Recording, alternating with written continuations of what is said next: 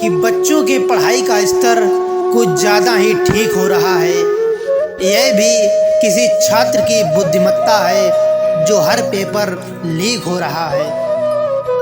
परीक्षा की तैयारी करने वाले असफलता से लड़ रहे हैं। पेपर लीक कराकर एग्जाम देने वाले जीवन में आगे बढ़ रहे हैं।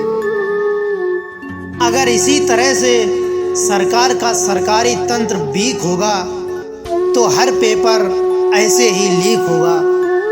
उत्तर प्रदेश में इतना ज़्यादा पेपर लीक हो रहा है कि अब समझ नहीं आता ये पेपर परीक्षा लेने के लिए बनाया जाता है या फिर बेचने के लिए।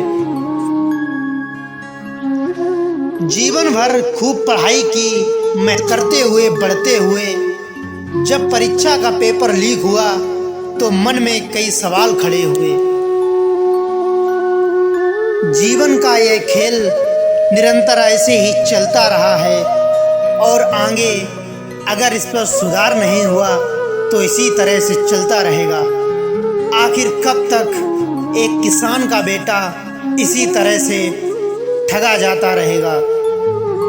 रात दिन मेहनत करने के बावजूद जब पता चलता है कि पेपर लीक हो गया है तो उनके माता पिता पर क्या प्रभाव पड़ता है, ये सरकार से क्या लेना देना। ना जाने कितनी ऐसी सरकारें आईं और चली गईं, पर किसी ने इस पर ठोस कदम नहीं उठाया।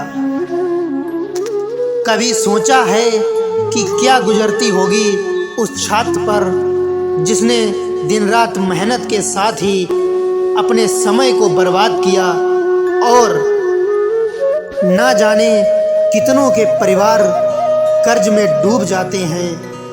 यह सुनकर बाद में फिर भी वह छात्र कभी भी चिंता नहीं करता है कि आगे एक नौकरी मिलने के बाद सब कुछ ठीक हो जाएगा।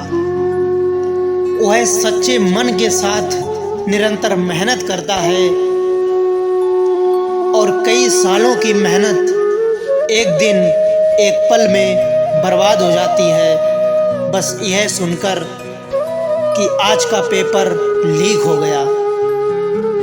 कभी सोचा है कि उस छात्र के ऊपर और उसके पूरे परिवार के ऊपर उस वक्त क्या गुजरती है। इसीलिए पढ़ा लिखा छात्र आज भी ज़्यादातर बेरोजगार है और मजबूरी में वह मजदूर हो जाता है। उनकी जगह पर कुछ माफिया और भ्रष्ट लोग उस पद पर नियुक्त हो जाते हैं।